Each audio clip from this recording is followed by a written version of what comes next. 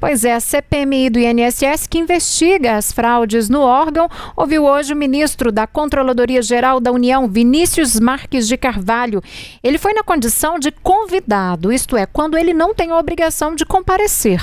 A AGU foi um dos órgãos responsáveis por revelar o esquema de descontos irregulares nos benefícios e aposentados, nos benefícios, dos aposentados e também pensionistas do INSS.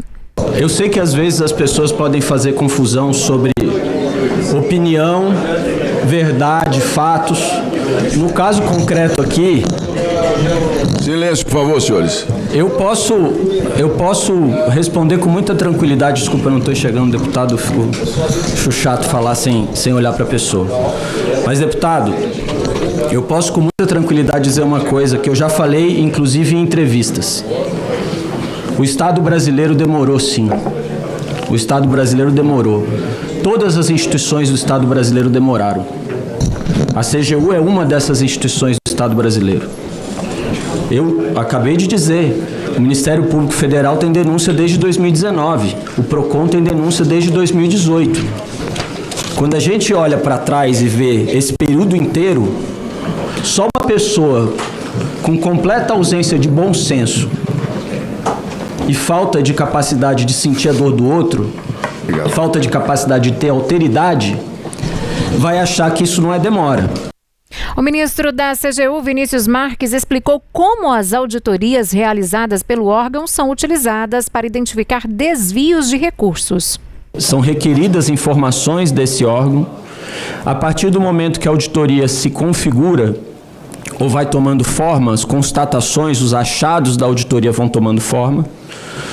Os auditores da CGU entram muitas vezes em contato, entram como regra, na verdade, em contato com o gestor e apresentam uma versão preliminar dessa auditoria que é apresentada ao gestor para que ele possa fazer considerações, eventuais críticas, eventuais observações à auditoria.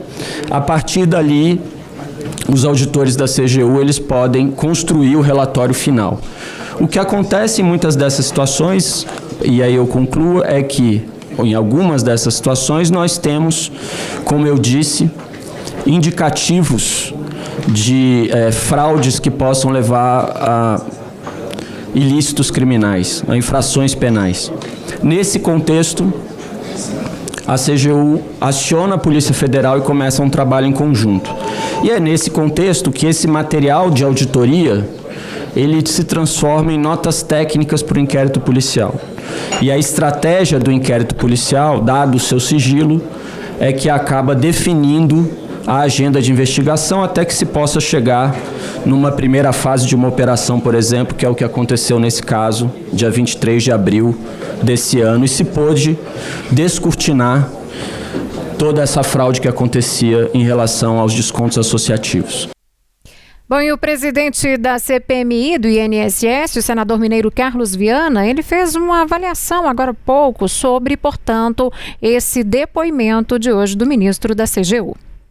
O que está muito claro, a meu ver, nas falas do ministro da Controladoria Geral da União, os dados apresentados, é de que todos os nossos mecanismos de controle contra a corrupção, contra o desvio de dinheiro, especialmente na Previdência, falharam. Está óbvio que se nós tivéssemos conseguido impedir as falhas nas ACTs, que são os acordos de cooperação técnica, as falhas nos descontos sem autorização dos aposentados e pensionistas, nós teríamos evitado que bilhões de reais fossem roubados dos nossos aposentados e pensionistas. As primeiras denúncias vêm de 2016 em pequena quantidade, 2019 elas aumentam e vêm em seguida. E a gente observa que, infelizmente, ou por excesso de burocracia, ou por influência política, o que nós queremos definir nessa CPMI, ou mesmo, infelizmente, por falta de controle claro e atribuições, nós tivemos esse rombo. Isso nos envergonha muito, porque essa estrutura estatal, ela custa muito caro, ela tem um valor muito alto para o contribuinte brasileiro e não funcionou nos momentos em que nós mais precisamos. E a CPMI do INSS aprovou hoje também o pedido de prisão preventiva do presidente da CONAFER, que é a Confederação Nacional de Agricultores Familiares e Empreendedores Familiares Rurais, o Carlos Roberto Ferreira Lopes. A solicitação vai ser encaminhada ao Supremo Tribunal Federal. Carlos Roberto foi preso em flagrante na madrugada da última terça-feira durante o depoimento na CPMI. Ele recebeu voz de prisão do presidente da CPMI, o senador Carlos Viana, por falso testemunho. No entanto, ele foi liberado após pagar fiança. A comissão também aprovou vários pedidos de convocações de presença obrigatória de servidores afastados do INSS e empresários e integrantes de associações. Virgílio Antônio Ribeiro de Oliveira Filho, servidor afastado do órgão, que atuou como procurador-geral do Instituto, foi alvo de 13 pedidos. A quebra de sigilo telemático dele também foi aprovada.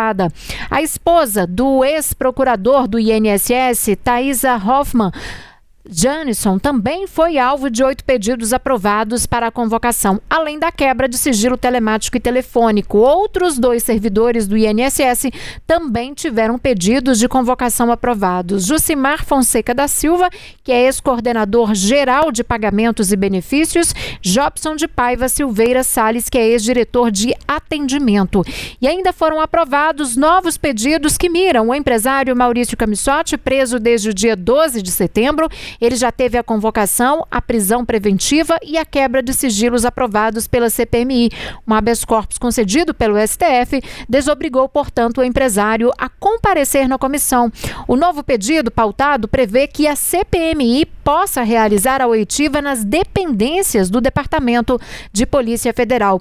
Entre os requerimentos também que receberam aval da CPMI estão ainda quebras de sigilo de empresas e um novo pedido de transferência de sigilo do advogado Nelson Williams. Na semana passada, a comissão já havia aprovado um pedido de prisão preventiva e a quebra dos sigilos bancário e também fiscal do advogado. A Luciane Landim, direto de Brasília, ela tem pra gente algumas curiosidades em relação a essa CPMI, né, Lu?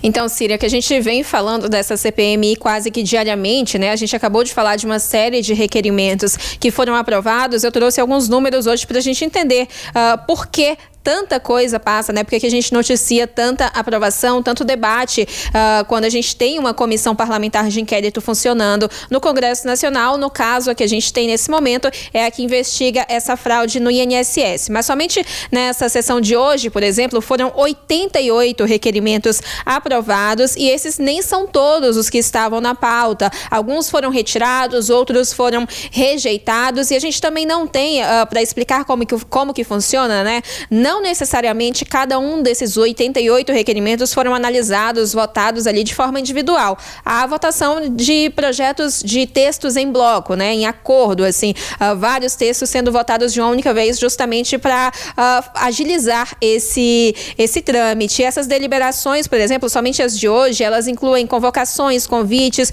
pedidos de informação, quebras de sigilo, são instrumentos aí que a CPMI consegue ter para fazer esse trabalho, né? Essa CPMI do INSS, ela foi instalada no dia 20 de agosto, ou seja, a gente tem ela em funcionamento, tem um pouco mais de um mês, né? E ela vai funcionar até março de 2026, e eu trouxe esses requerimentos que foram votados na data de hoje da CPMI, mas em um quadro mais geral, desde o início desse funcionamento, ali no dia 20 de agosto, a gente já teve, por exemplo, 2.040 requerimentos apresentados ao colegiado, né, aos deputados e senadores que trabalham ali. E são requerimentos justamente que tratam desses mesmos assuntos, convocações, convites. A gente tem, às vezes, o mesmo alvo que é citado em vários requerimentos. A gente tem esse cenário. E desses 2.040 requerimentos que já foram apresentados